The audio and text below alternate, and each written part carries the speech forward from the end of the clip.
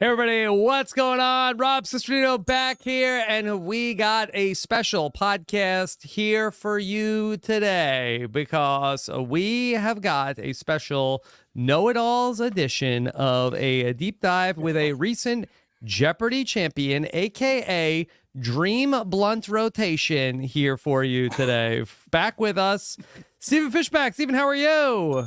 Yes, this is about me. Oh, it's so great to be here, Rob. Thank you. I have so many opinions and thoughts about Jeopardy. Yes. All right. Well, we are very excited to be here with a recent several-day champion. Here he is, coming fresh off of his Jeopardy success. It's Drew Basile. Drew, how are you? Thank you, Rob. Thank you, Stephen. It is so good to be here, and I'm honored. I feel like this, forget Jeopardy, forget Survivor, this is kind of the conclusion of my know-it-alls arc, That's I right. was a know-it-all on Survivor, and then I got to prove it a little bit on Jeopardy, and here I am, inducted into the Know-It-All Hall of Fame. So it's truly an honor. It's truly a pleasure. Oh, wow. Look at you. You're repping the merch. I know.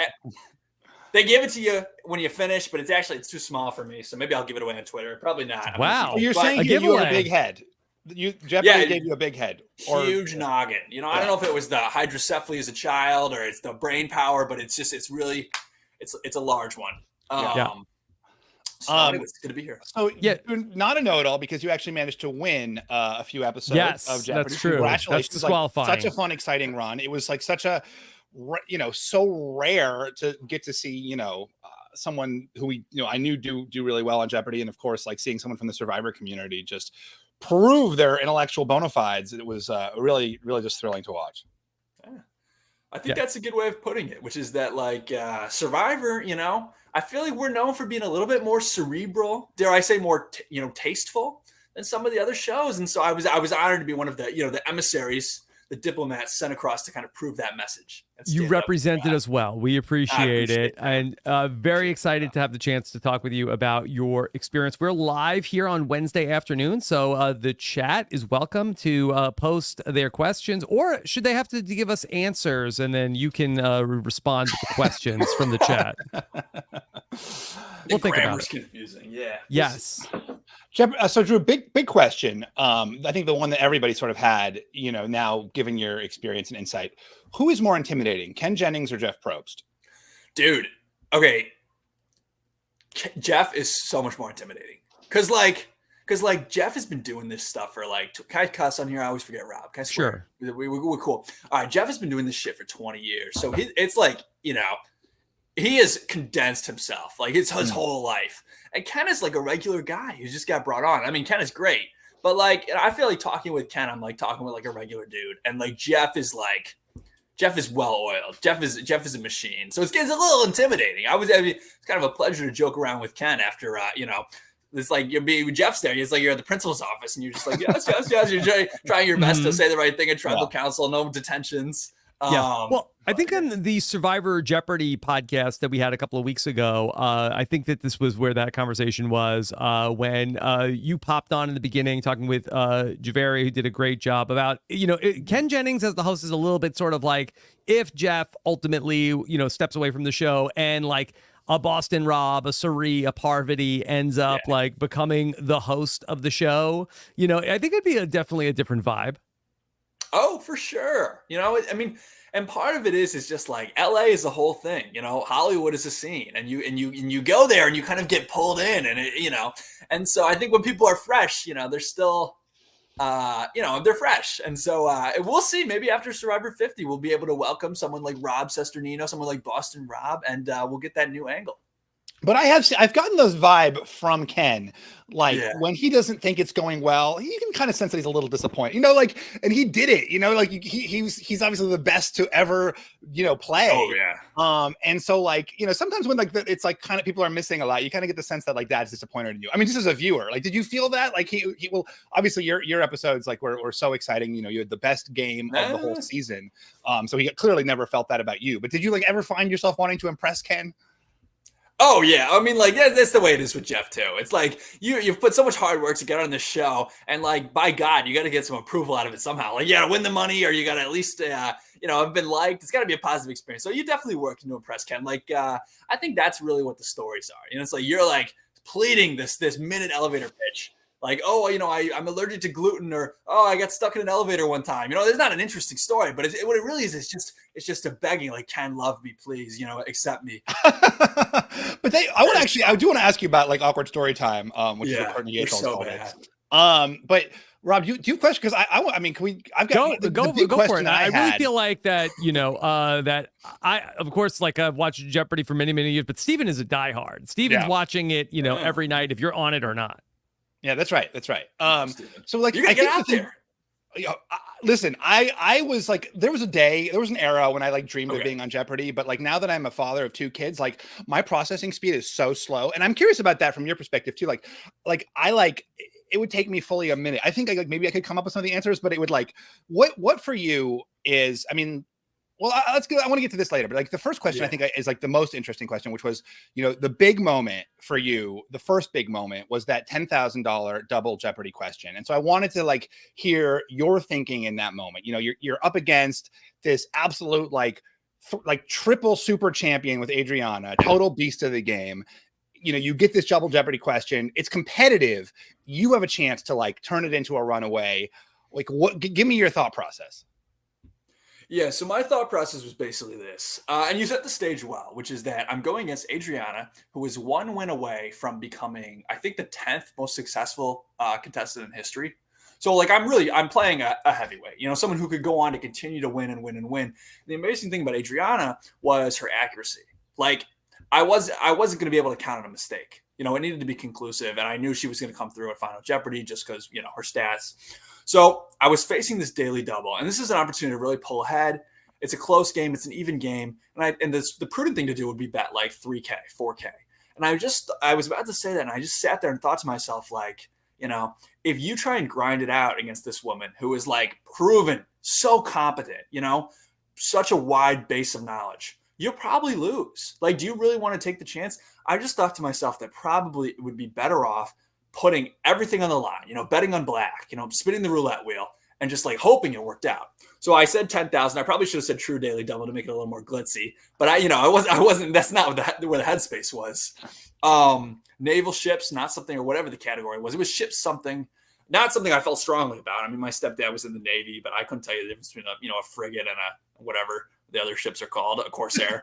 And then the question pulled in, and for me, I feel like I probably play a little differently than most people do. And I played trivia for years in like high school. But I buzz in when I know that I know the answer. And then I have to pull out what the answer is. I'll know that I know it. And then, I buzz and I have a second to like, gather myself and recall what it is. So midway, it was kind of like a similar situation where it's so much pressure. And like, I have a glimmer that this is something in my wheelhouse. So I'm running through the ship names and I'm like, the question just for the viewers is, it's a battleship or an aircraft carrier from World War II named after a battle in 1942. So obviously you get rid of all the state names. It's not the Indiana, whatever it is, Indianapolis. And I just settled on Midway. It was the only battle I could think of. So I was fortunate enough to get that right to win. And it was like this huge moment of relief, Stephen, because it was a recognition that I had just won the game. I had put all the chips on black at the unnecessarily, kind of a people don't play Jeopardy that way. But I did, and it worked out. So, but and watching it, like both my wife and I were like, oh no, he doesn't know it. Like, was there a moment while you were kind of going through it where you were like, I don't have it? Like, was there just like instantaneous fear or panic, or were you like, I can get this? Though, I mean, the number one is I didn't know it for sure, so I knew I had to make an educated guess. And as soon as you kind of recognize that, like, you're not on that straight and narrow sure path road. There's an immediate level of nerves and pressure that hits you because, obviously you're self-conscious. You're aware that you've just staked your entire, $10,000, which is, a lot of money in my book on this one thing. You have to guess. But I mean, realistically, that's kind of a question where there's like, how many, if you know what Midway is, how many plausible guesses are there? There's like Leyte Gulf, whatever. There's no aircraft carrier named after that. So it was probably an easy question. I think my reaction, which was totally genuine on the program, was a reflection of like, I have to make an educated guess under an insane amount of pressure. Yeah. And and then you get it right. And then like, what is how compare the euphoria of knowing you've won Jeopardy to like winning an immunity challenge? Is it, how? Way more. I mean, like, the thing about an immunity challenge is, like, it's nice, but, like, most of the time, are you sure you need it? You know, it's a nice little cushion. You know, you get to be the king of the sandcastle for a day, but it's just kind of it's nice. Jeopardy is life or death. You know, it's like a Hunger Games thing. Like, I get to continue playing if I win this challenge, so the stakes are a lot higher. Winning that question, it was stunning because I knew that I had won the game. I mean, technically there was some openness. I could have lost whatever to the third person, which Reddit loves to remind me of, but functionally I had won the game and I had beaten someone who was a big deal, and I knew that because I had been on Survivor there would be more press around it. I knew that I had just done something like big, so that was like a whoa, and it really took me out of the game. Like, if you watch the rest of the game, my play is a little bit worse. Like, I get watching back, I was stunned at some of the questions I didn't buzz in because I was just reeling. You guys know from watching Survivor, I'm not a great liar, right? Like, sometimes if I'm not prepared for something, if I don't have a plan, I tilt a little bit. And I'm like, oh, and it was the same reaction. Winning Jeopardy is a rush. For sure. For people who are not super familiar with the Jeopardy production schedule, do you play multiple games in a day? You do. So you play between 5 and 6 games a day. So it's a lot. Yeah, and it is. And I'll tell you, there's an underrated difficulty factor of Jeopardy, which is the physical game, the physical component of the game, because you're standing on a huge stage. Like, it's certainly bigger than like the base area of Tribal Council, a massive stage. And you've got to look and read the clues on these tiny, 1 foot by 2 foot television screens, maybe that big, probably smaller, across the stage. So you're really squinting. You've got to stand up straight, posture back. You've got to have your reaction times to like a, quarter second for hours and hours and hours on end. It really begins to fatigue. I ended up losing on the last game of the day, my second day of taping, because I had, couldn't remember basic answers. I had struggled at single Jeopardy, and I got to a final Jeopardy answer that was obviously Helen Keller, and I knew it, and I couldn't come up with her name. It just wouldn't come. You did seem tired that last game. And I mean, you had said, I read an interview with you, you also felt like Adriana was tired in her last game, where like, so it was like 2 days, 2 consecutive days. And you've just gone through all of these like emotional highs and lows in that period. No, it wasn't 2 consecutive days. So it was, I'd flown in from England for my first day. So I was totally jet lagged, and I'd been able to win through that. And then I had like 4 days off, maybe. Like, I had to fly home for the weekend and then come back. So I had flown to Philly, and I had seen my girlfriend and visited all my friends, and I had come back. So I was a little bit more well rested the second time. Like, I don't think I could have gone 5 games the first day. I was exhausted. Just because of the jet lag. So it was kind of an unfortunate timing. And like, I'll be honest, Rob and Stephen, there is like obviously whenever you play a game like this, there's a what if factor. But there's definitely a what if, because it's like, if I had been based in the US, if I hadn't been hurrying back to finish my master's, I had to be there on a specific day. I had to get it all done. I hadn't started, I probably could have done a little bit better, but there was just a lot of compressing factors. Well, I mean, you did pretty exceptionally. It's hard to do like too much better than the 7 wins. I guess there's always 74, but other than that, it seems like qualify. So what I am curious about the fatigue component and just like how that kind of factors into it. Like what, or just the general kind of like, so you're filming 5 episodes in a day. You have 5 outfits. Like, are you packing for like, it's like kind of a reverse Ponderosa, when you like pack for a Survivor, you're like, I don't want to bring too many outfits because I don't want to jinx it. I don't want to be there for a long time. Is this sort of like you're packing? Do they tell you how many outfits to pack? Like, do you put like 5 in because you're like, then I'm a champion? Do they take you shopping at some point? Yeah. No. Credit to the Survivor production. Like, they treat you like a king. They fly you out to LA for finals, and then they put you up in a nice hotel, and they order you all this fancy food. Maybe it was different for you guys this time. I mean, Rob, I remember you saying you got to stay at like Michael Bolton's villa or something like that. So, well, that was in Panama. Yeah, it was fine in Los Angeles. Okay, well, anyways, nothing like that, but they really treat you nice. And with Jeopardy, it's kind of a thing where there are so many people who come and play, and most of them are kind of like dime a dozen. They're not going to win. They're not going to do particularly well. So you have to pay for some of your accommodations and stuff there. You got to pay for your flight, at least if you're not a returning champ. So I'd flown in from England. An expensive flight is long. It's like 12 hours. And they ask you to bring 5 outfits. And in my head, I was kind of like, okay, let's be honest. You're not going to win 5 games. You don't need to bring 5 outfits. So I brought like 2 shirts my first day. I just figured like, we'll be lucky. We'll get 2 games. And then we ran out of clothes. So they were like, next time you got to bring more. I brought more, but what do you do? You ran out of clothes. Like you obviously wore clothes. So like, do you like go buy them? Like, do you like run over to you just commit the sacred wardrobe sin of wearing the same outfit. I didn't even notice. Like, did you wear the same item multiple times? Yeah. I mean, like if you go wash, I've got like 3 shirts and I just like put, lucky shirt. Put a sports coat on, you take a sports coat off. You got like, 6 permutations. But yeah, the way it works is, and very different from Survivor. You're sitting in a green room with everybody. Everybody's nervous. You're kind of just stewing there and you're watching the games. So for our case, we're watching Adriana dominate her first 2 games. Adriana, 15-game champ. And it's really, there's really a pall in the green room because we're all like, oh my God, we out here just get screwed, annihilated. We're like lowly like foot soldiers in the way of like Alexander the Great. We're gonna get stepped on. So people were like, saying their prayers. But then the champ comes back in, and the champ has their own dressing room. So they get to change in the dressing room just to kind of, press upon you the fact that you are nothing. And then they come out and you do a little like wardrobe type stuff, like makeup a little bit, which I got to tell you, I'm into the makeup. I can't believe the girls had a monopoly on this. It's great. Touched me all up. I like it. I got to get onto that. But anyway, so then you do that. And then it's your day in the sun. You get to come out onto the stage. And there's a studio audience, maybe 100 people, maybe 150. A decent crowd, and they're all huge Jeopardy fans. They're very invested. And yeah, that's what the production side of taping looks like.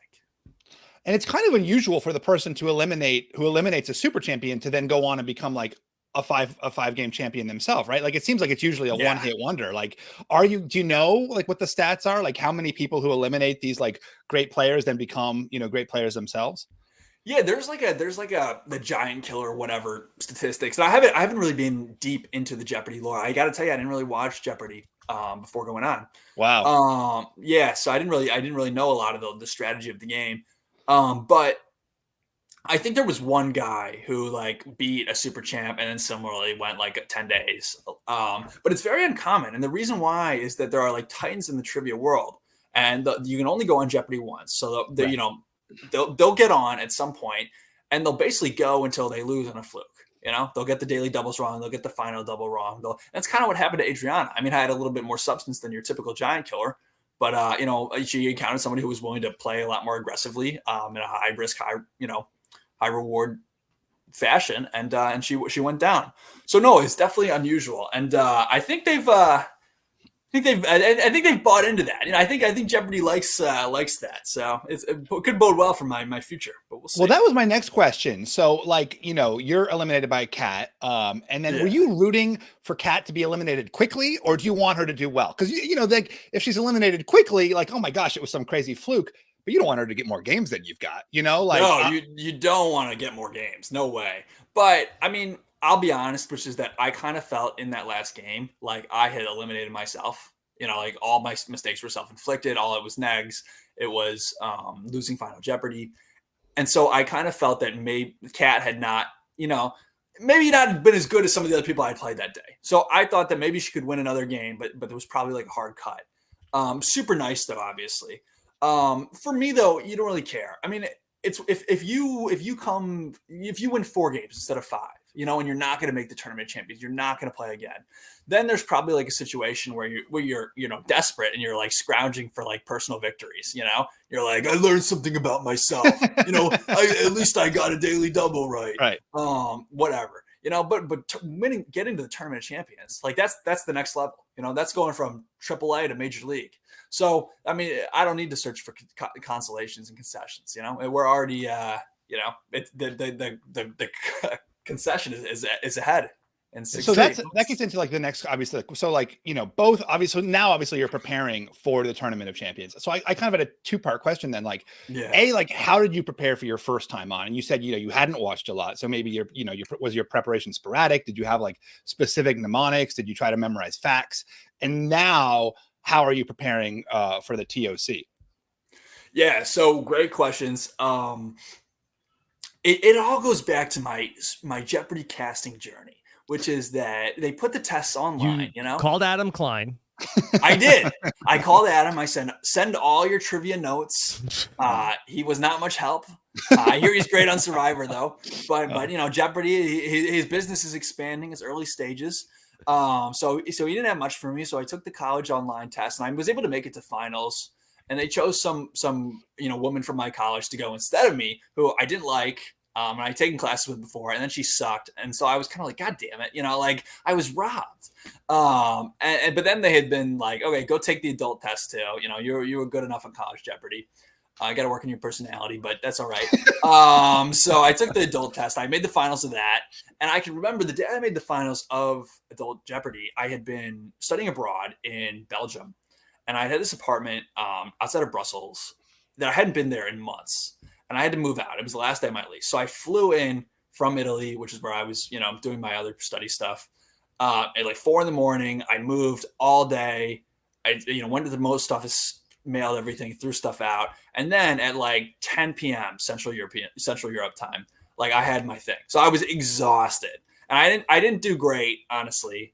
And then the camera turns off, and I'm like, well, shit. Okay, there we go. I got to wait another like 3 years before doing the test again. Then Survivor happened, and I was kind of just like, okay, well, I've gotten married right now. I'm monogamous. We're gonna do Survivor. That's it. And then it was a funny thing is that Jeopardy texted me and like, are you still interested? They didn't even call. It was just a text. And I said, sure, but I have like horrible news. Yeah. It was like that. It was late. It was like maybe like 10:30, in England. And I was like, I have horrible news, guys. Like I'm a survivor now. I've committed. I've joined the frat. I'm not no rushing any longer. And they were like, okay, we'll talk with our producers and get back to you. And I didn't hear anything for about a month. So I was like, all right, well, that's your answer. The sad thing about reality TV guys in the comments, Rob, Stephen, but it's kind of like if they're interested, they'll call you, and they're gonna ghost you if they're not. It's no buddy. So typical. I just thought I'd been ghosted. And then they hit me up again. They're like, our producers have agreed. Totally shocking. You have like 4 weeks. You have like 3 weeks. So I didn't have much time to prepare, Stephen, building to your point. And additionally, I had been supposed to go on vacation during those weeks. So I was like, oh, geez, I'm really not going to have much time to study. What I did is there's a website called J Archive. And I basically went through and I figured out there are like certain key areas where I'm weak. I don't know any liquor.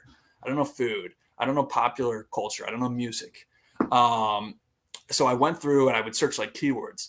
And I would make flashcards of like all the important information, things that would come up. And they were shockingly helpful. I mean, the thing for me and my real asset in just like intellectual settings and certainly, on Jeopardy is that I have great retention, like my recall is really sharp. And so it compensates for the fact that like, I'm not the most analytical. And basically these flashcards ended up being a huge boon with just like 2 or 3 weeks of work on them. Like I would say I probably got $3,000 extra dollars, $3,000 to $4,000 extra dollars per game. 4,000 is probably a little much, but 3,000 extra bucks per game on average from stuff I had prepped just in advance. Like specific pieces of knowledge that like you had seen in the past Jeopardy questions that popped up again in new Jeopardy questions. Yeah, like Toby Keith, Red Solo Cup. That was something I learned. Just I remember when you got Toby Keith, you were almost like surprised. You seemed like almost surprised to have gotten. Yeah. Because it was just it was the only fact I remembered about the guy. I didn't even know he had died recently. Rest in peace, Toby Keith. I guess. Although I don't like his music, but and then it's not controversial. I mean, put in the chat if you're a Toby Keith fan. Nobody's gonna say anything. Or like the Monitor, even ships that had been on there. So yeah, the studying was extremely helpful, and I think I foresee a similar program coming in the future. I actually have some tips. I was looking through what people suggested. I had some new stuff that really worked. I found some resources. But I'm just going to make a YouTube video talking all about him. And now, though, since I'm playing again, like you don't want to give it away. I can't give away my secrets. So maybe like in a year, I'll post all of my top resources that really assisted me. Drew, when is the Tournament of Champions? It's very unclear. They're not telling me. I mean, they can't tell anybody yet. Due to fairness things, but.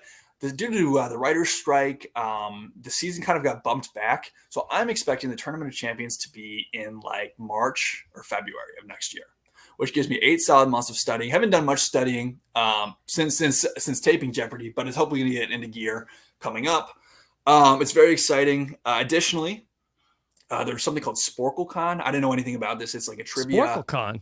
Yeah, it's like Sporkle. You know, you know this thing, Rob. It's like online. You put in your answers. I know Sporkle. Okay. Yeah. All right. This is very telling. But yeah, they have like some. What is Sporkle? They have some festival. Okay. Yeah, and then it's like trivia questions. Oh, okay, I guess. Okay.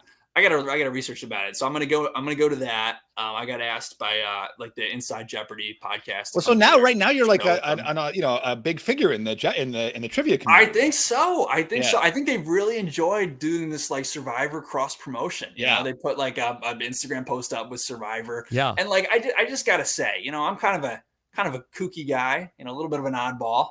And like so on Survivor, I'm like I'm a weirdo.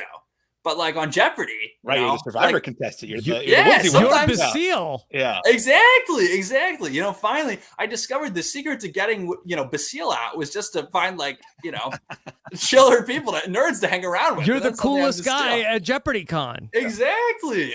That's what I was building towards, Rob, obliquely. But yeah. So, anyways, that's been a pleasure. It's been quite fun. No, I've heard that the Jeopardy producers are Survivor fans. There's very frequently like Survivor categories on Jeopardy. Like, yes. Did you do you think that helped you? Like I'm almost surprised that it was like, I thought maybe that you were going to say that, they were excited when they learned you were on Survivor rather than it being a tough question of whether they could bring a former reality contestant back. Like, do you think that but that didn't lead to them actually reaching out to you? It was just a coincidence that you happened to be on Survivor. It was just a total coincidence. And I mean, obviously there are people on the Jeopardy production team who are awesome and are big Survivor fans.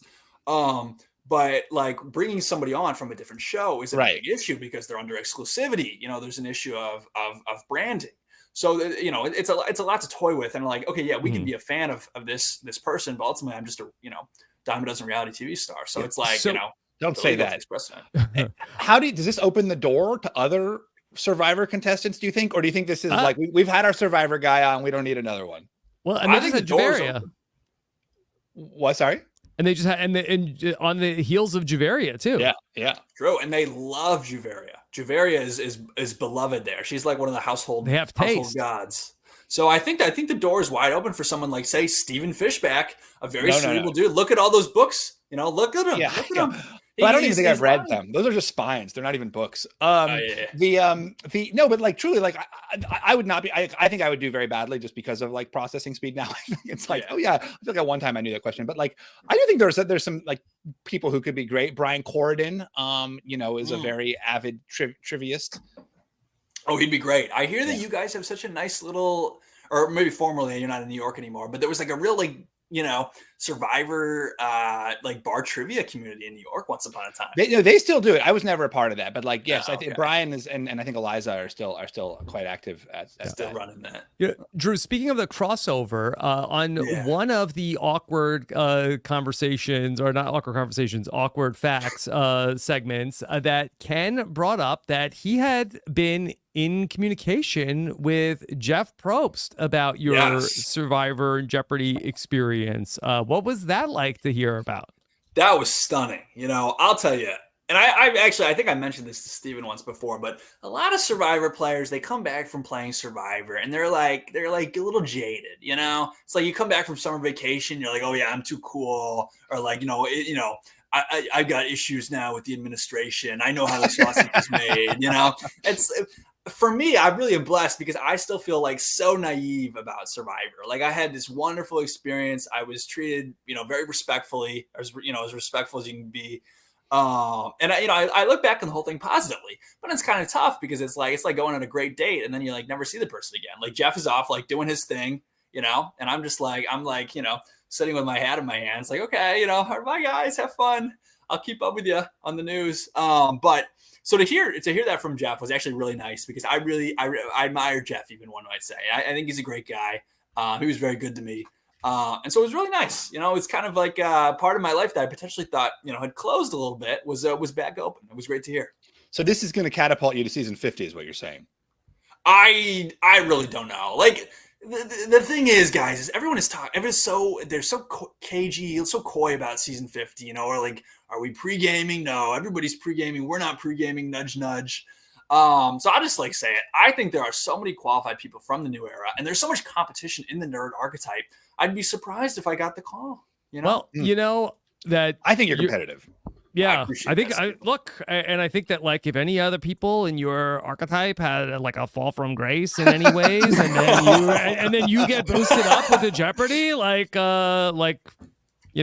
think the stock is rising. Yeah, I know, but I'm like a dime a dozen. I went through my whole life like struggling to make friends, and now that like every season there's somebody just like me, and I'm like, where did all these people come from? No, but now you have the credential. Now you are like a super true. nerd. Like you've like you had that quote obviously at the start, like I'm the smartest ever. But like now you've got like I've got my like plaque, Tournament of Champions. Okay, here, Stephen, you're making me feel better about that. I was thinking like I had to change things up, like I had to get jacked. Like I had to like differentiate. Like previously, if you were the dorky guy, you were an island out there, and now it's everybody. Like I got like Jonathan built, then I'll truly be a hot commodity. But I don't know. I think to probably, let's be honest, it's certainly raised like the odds of Survivor 50 from unlikely to plausible. So that's great. We'll take that. But then it's also like another angle, which is that Rob and Stephen, you guys both went back to play again Survivor after like pretty sterling first goes. And it went great for both of us. Well, I mean, you guys both had some fun moments, but it complicates things. I mean, Stephen did. Yeah. Yeah. It does. And it truly does. Like it changes your perspective. And I think I felt too, like you felt coming out of the first one, like, wow, what a magical experience that was. And then the magic was slightly tainted. But like, listen, I mean, it's still cool to do this a second time. Then it's like being in the it's like you're in the to be on like an all-star season, then you've been on. That was our Tournament of Champions. Yeah, that's right. Yeah. God, don't pray for Drew. That's not his. You can't even study for that one. It's bad news. I tried. But I don't know. We'll see. Yeah. So let's talk about awkward story time, which maybe that's not the official title of that segment. Do they give like they obviously have facts that you are providing them. Ken is not on Google researching you. How much prompting do you have for like how much knowledge do you have of like what he's going to ask? They're good to you. They don't ambush you. I'm trying to dig around for my fact sheet. That's why I'm looking off camera. You get like a little card, looks like this. It'll have like some prompts that you gave put on it.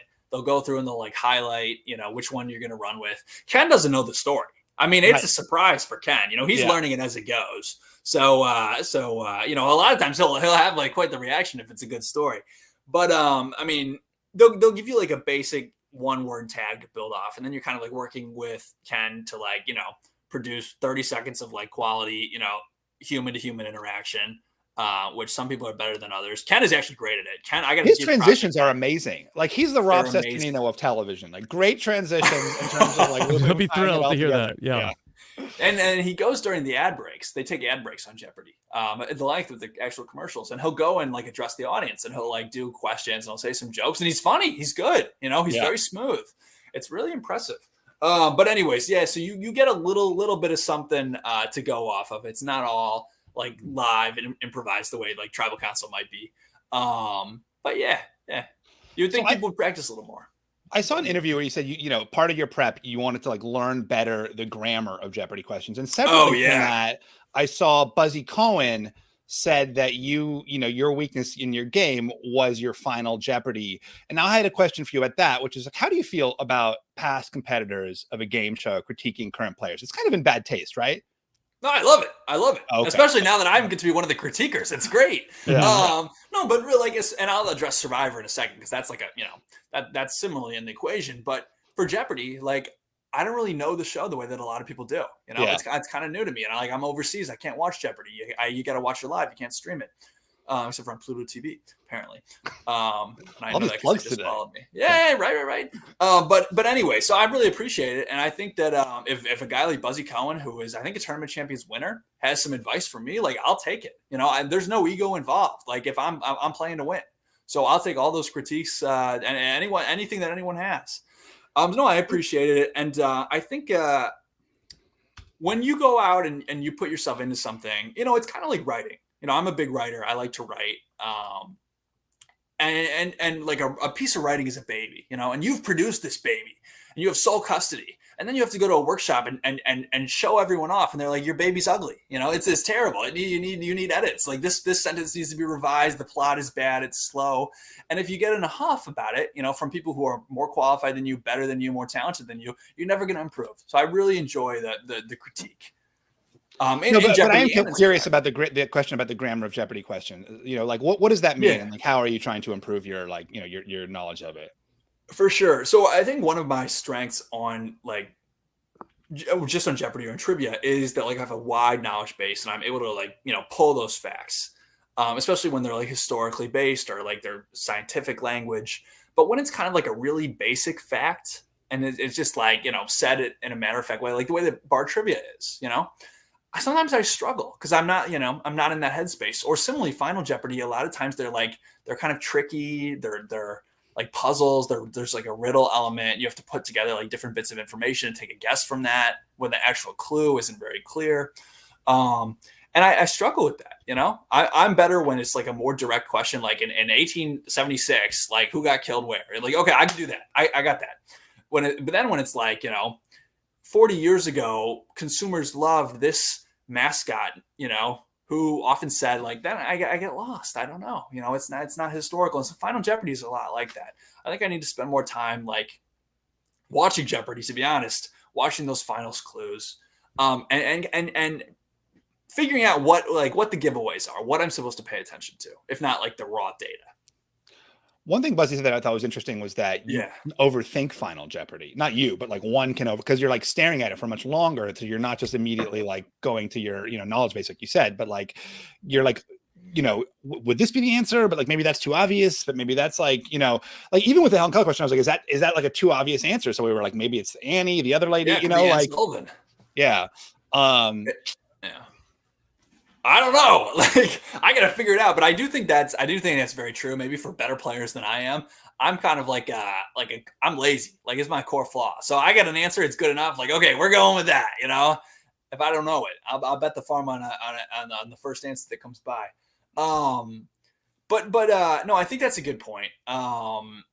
Too, that you can overcomplicate it. And like, you know, Gallaudet, obviously a great example. You know, I should have guessed Ann Sullivan at least. But yeah, I gotta find this Buzzy Cohen stuff. Oh, I'll send it to you. I was just like prepping for this. I wanted to. Sorry, I didn't mean to like ambush you with like no.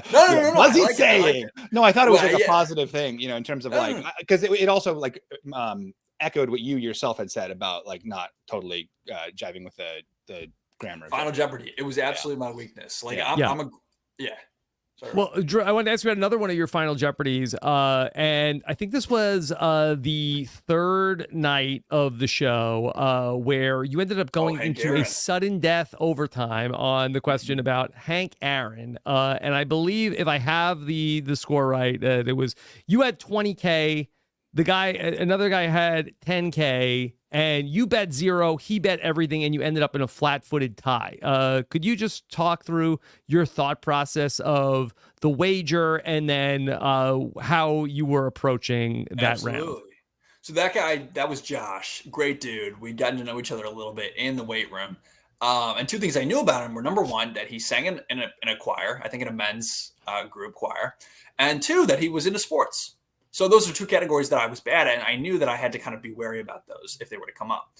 So it's 20K to 10K, which is just on the cusp of a runaway. It's not. And it was a sports category, and I kind of thought to myself that like if this category is in football or basketball or like, you know, soccer, cricket, who knows, you know, I'm screwed. Like hockey, I have a tiny little bit of a chance just because people don't really know that much about hockey, so the questions are easier. And baseball, I'm probably okay. Like I'm decent. So the odds of it being a sports question I'm going to know relatively low. I knew he was good at sports, and then I also felt that I was probably faster on the buzzer than he was, and that could be an asset. And then, you know, the last thing is it's like a tie is a lot of fun. You know, like.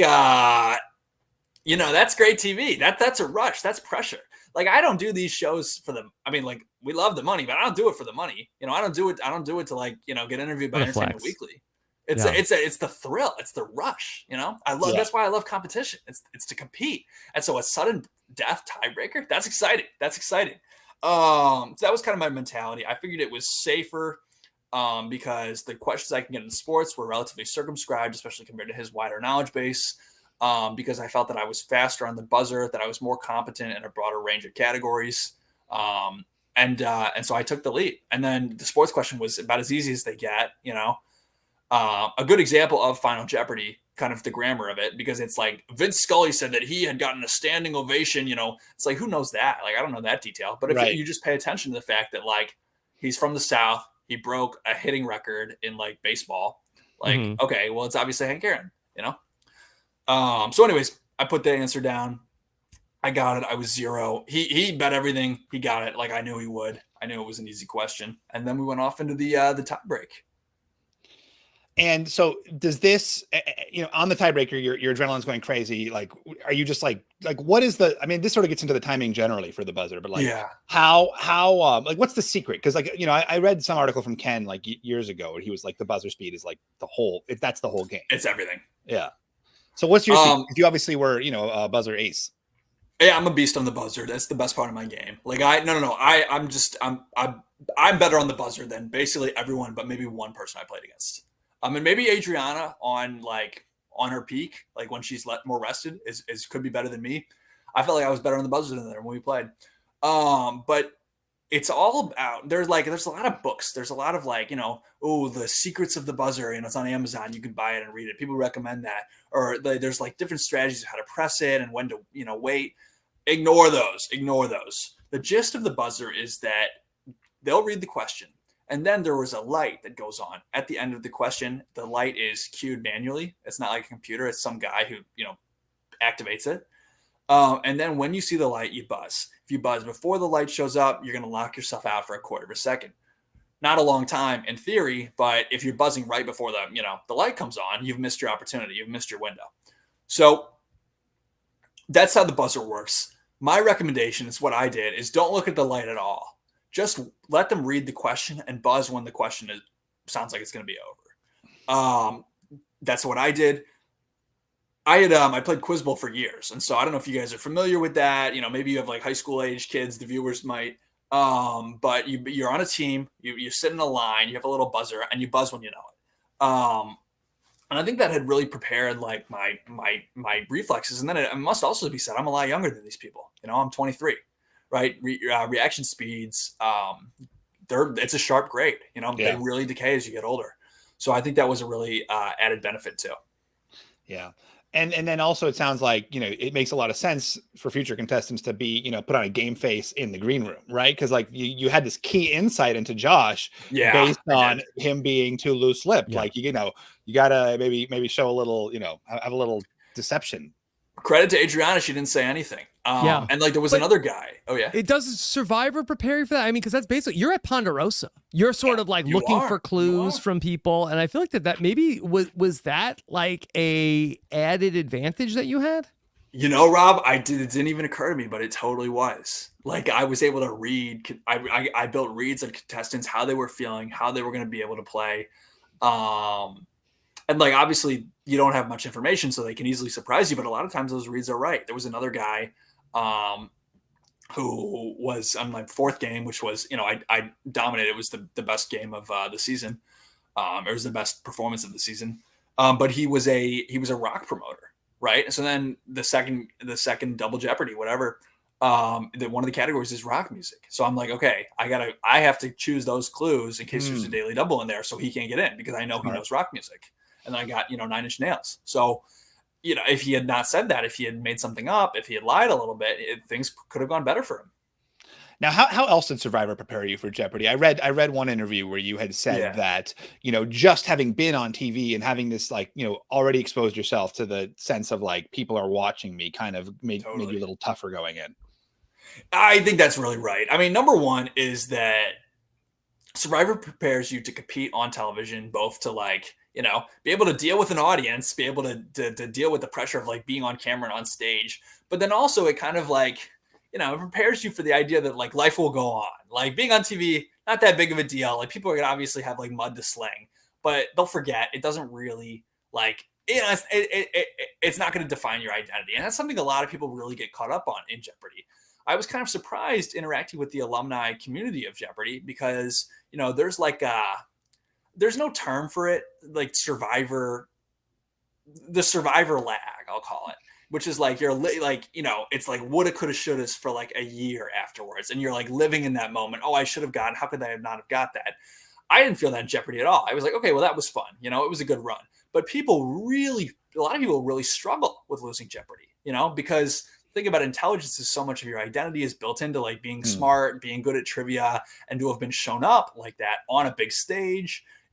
I mean, people grapple with it the same way they grapple with losing Survivor. I didn't have to worry about that problem. I kind of gone through it once. I knew what I was getting into. The mental effect didn't faze me. And I think that was a huge asset. Playing a little bit, but also after the fact, like watching Jeopardy was a blast. It was a great time. I had so much parties because it didn't feel like it mattered the same way that Survivor's your first time. You always want your first time to be good. If it's bad, it's going to be a disaster. Well, and you're like shirtless on an island, and they can show you at your like most humiliating, rather than like being smart. Just like my first time. But anyways, I think that was an asset on Jeopardy for sure. Do you think like by game 3, you were saying like you were like okay with the tiebreaker? Like, do you sort of have the sense that you're like playing with house money? At that point, like I've won 1, I'm a Jeopardy champ. By 2, it's like I'm not a flash in the pan. Now I'm on game 3. Like obviously you're thinking about Tournament of Champions at that point, but you're like like I can loosen up a little bit, or like or maybe it was not till game 6 that you loosen up. Yeah, 100%. I mean, like especially after I won the first game, like I kind of like. The best is not behind you, but like you've just done a really cool thing. And like, the roller coaster can't just keep going up. Yeah. So I was kind of like, all right, well that, this has been nice. All the pressure's off. And I didn't really feel worried for the next 2 games. Obviously I had a big reaction at the end of the tiebreak. Cause like, then you're in it, it's like a Western standoff. I had a big reaction. Actually, I had such a reaction that I think we had to re-record it. I was like, let's go. Really? Yeah. And they're like, we're not doing that. Really? Jeopardy is so classy, you know? And like, but I had a huge reaction.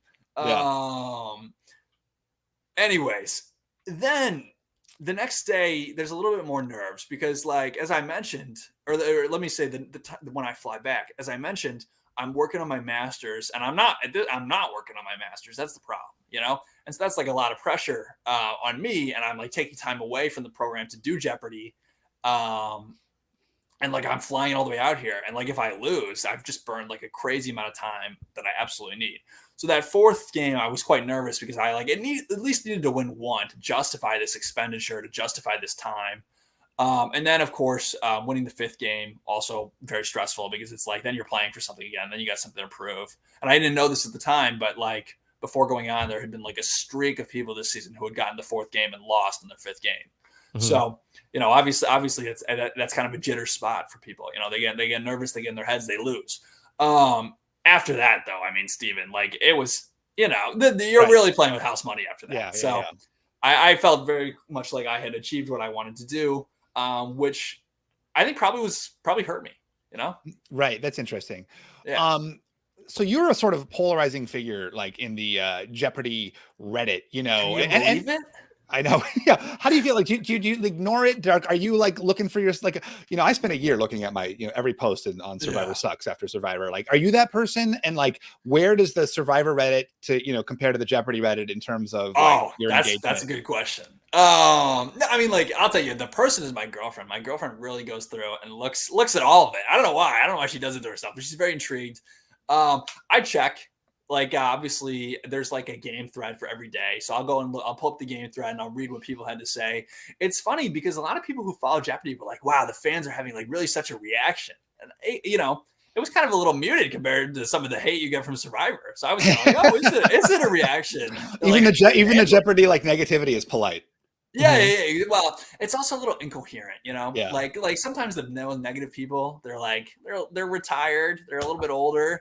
They're still grappling with technology. They haven't figured out about spell check, for example. So it mutes the, it's hard to be that outraged when it's like a completely incoherent message. But yeah, I was kind of a polarizing figure on Jeopardy. And I think that's because a lot of people who go on Jeopardy are like, they're very smart, but they not only are they very smart, they've like committed their lives to like learning, to like that educated setting. They have so much poise, and they're all dressed up too to encourage those best qualities of politeness and rectitude. And people don't really showboat, and people's personalities can be kind of muted. I had no issue with either of those things. I love showboating. So I think that I think reality TV stars come in and they're just like crass. Yeah. Yeah, honestly, I mean, Survivor, some of those things are foreign concepts, but no, I think that a little bit more personality maybe than your average winning contestant could have been a little unnerving for perennial viewers. But what's the issue? I mean, if you're winning, why can't you celebrate? I agree, but then also, Rob, like, everyone loves to root against. You love to root against the winner.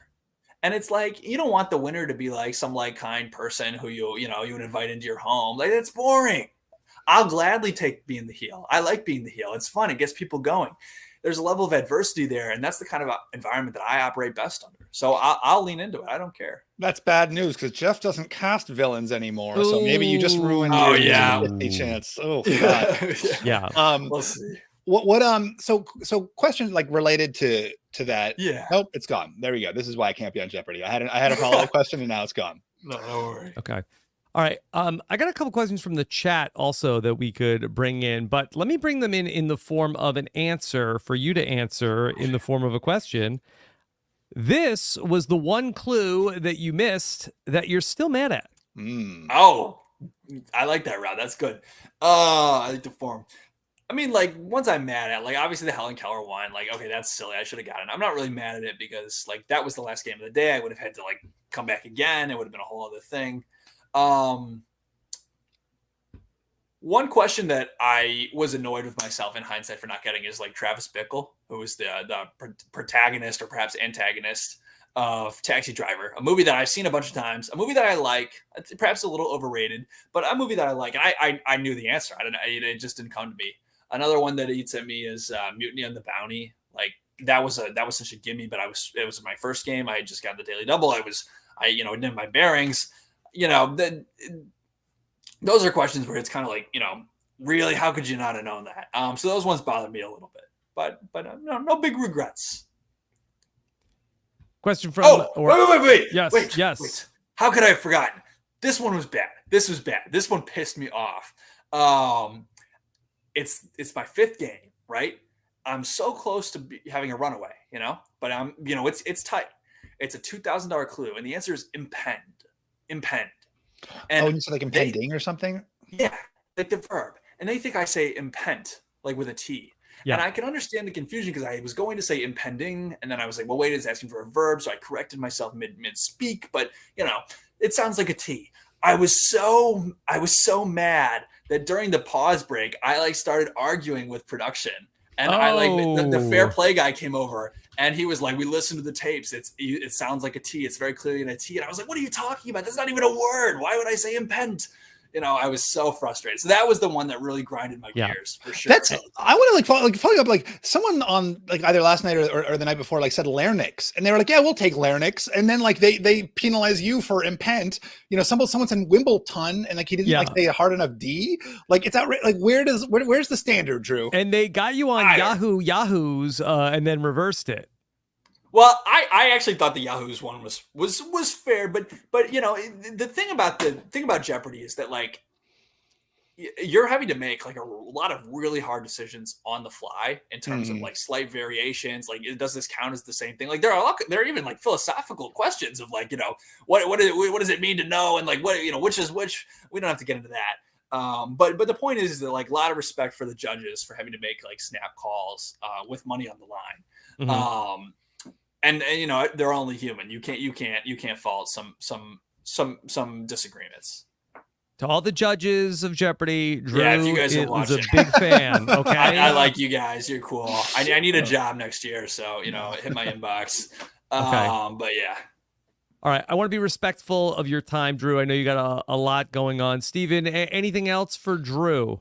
I mean, this is the generic question, but I think you got to ask it. Like, I'm sure a lot of people watching, are aspiring to be on Jeopardy themselves or would love to be on Jeopardy themselves someday. Like, do you have any advice? Like, what's other than like, take the online test? Is there some sort of like concrete advice you could give someone to pursue that?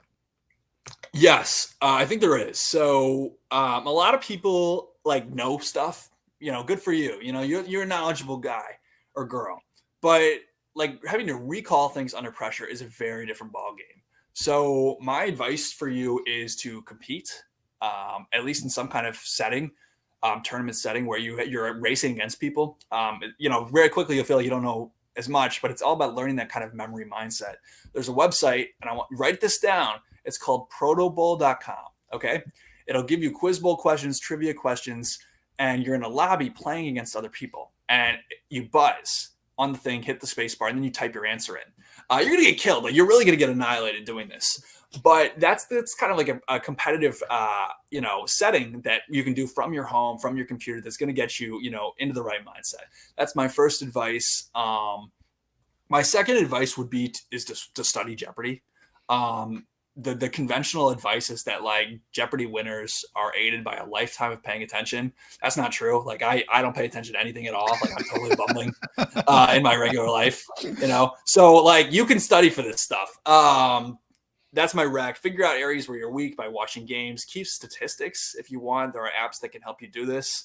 And work on your weak categories. And if you assiduously work, like if you do an hour a day for 2 weeks in a weak category, you'll be shocked how many more questions you get right. People that are like, oh, it's studying the encyclopedia. How could I ever do that? Actually, if you're studying like very specific facts and you can identify what facts come up, it's very attainable. Okay. That's my advice. Drew, we really appreciate you making time to talk about this. I had been really looking forward to this. I know Stephen had too. And so impressed with your success on the show. It really was so fun to watch you go out there and have this experience. And we can't wait to see how things go for you when you get to go back. Me neither. Yeah, I don't know. I got to start studying. Otherwise, it's going to go poorly. But thank you, Rob. Thank you, Stephen. It's always a pleasure to be on RHAP. And I'm honored to have been, at least for a day, one of the know-it-alls.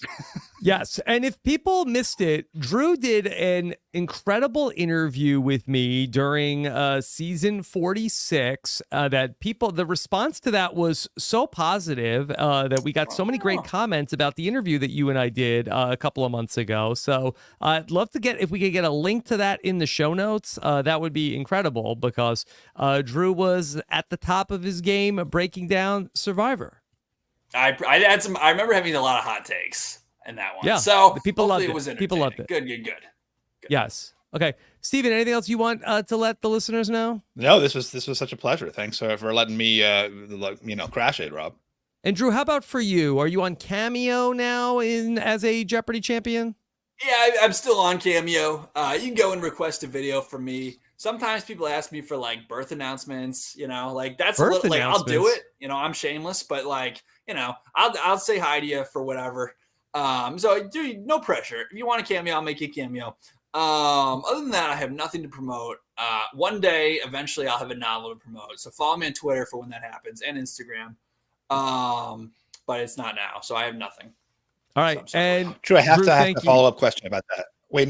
Birth announcements? We got. What does that mean? Like you, to the family or to like the spouse? Yes. Like they get together to watch Survivor, and then I'm like, you guys are so cool. Also, you're having a baby. Wow. Which is like, I know for the father. This is given as a cameo. No, it's like to the family. Like obviously, if I'm announcing it if you're pregnant and you are having me tell your husband or whatever, like.